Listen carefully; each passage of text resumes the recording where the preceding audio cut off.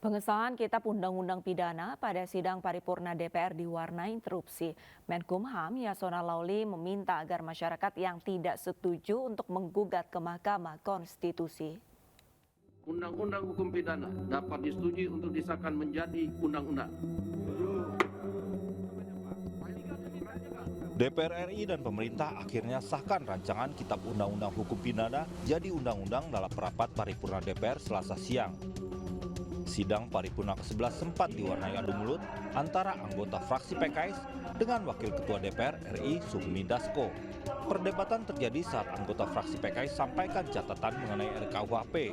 Salah satunya pasal 240 yang menyebut menghina pemerintah dan lembaga negara bisa dipidana 3 tahun. Di PKS sudah sepakat dengan catatan. Saya wakil Catatannya rakyat. sudah kita terima.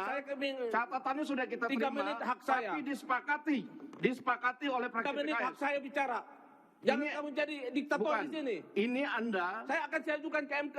Ini Anda minta mencabut usul yang sudah disetujui oleh fraksi. Saya kasih waktu Oleh ngomong. karena itu saya sudah Saya cukup minta 3 menit aja. Anda memberikan catatan yang dari fraksi. Jangan PKS. Pak Supri jadi diktator di sini. Saya Saya hanya jadi minta 3 diktator. menit.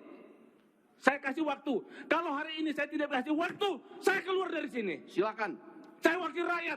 Selanjutnya kami akan menanyakan kepada setiap fraksi apakah rancangan undang-undang tentang kitab Yang kedua, dengarin dulu. pidana dapat Pak Sobri, disetujui untuk kamu disahkan jangan jadi menjadi undang-undang. diktator ya. Ya. Iya, lihat itu, wartawan begitulah DPR sekarang, ya. Wartawan begitu. Menkumham Yasona Laoly menyatakan telah mensosialisasikan Undang-Undang KUHP sebelum disahkan, termasuk mengenai sejumlah pasal yang kontroversial. Ulang Ketua Komisi 3 Bambang Wuryanto menyatakan pihak yang protes tak perlu demonstrasi, tapi bisa menggugat di Mahkamah Konstitusi. Nah, kalau ada yang memang merasa sangat mengganggu, kami persilahkan kawan-kawan menempuh jalur hukum dan tidak perlu berdemo. Kita berkirian baik, Diko juga berkirian baik. Oleh karena itu yang masih belum sepakat terhadap pasal yang ada, silahkan mengajukannya ke Mahkamah Konstitusi melalui judicial review.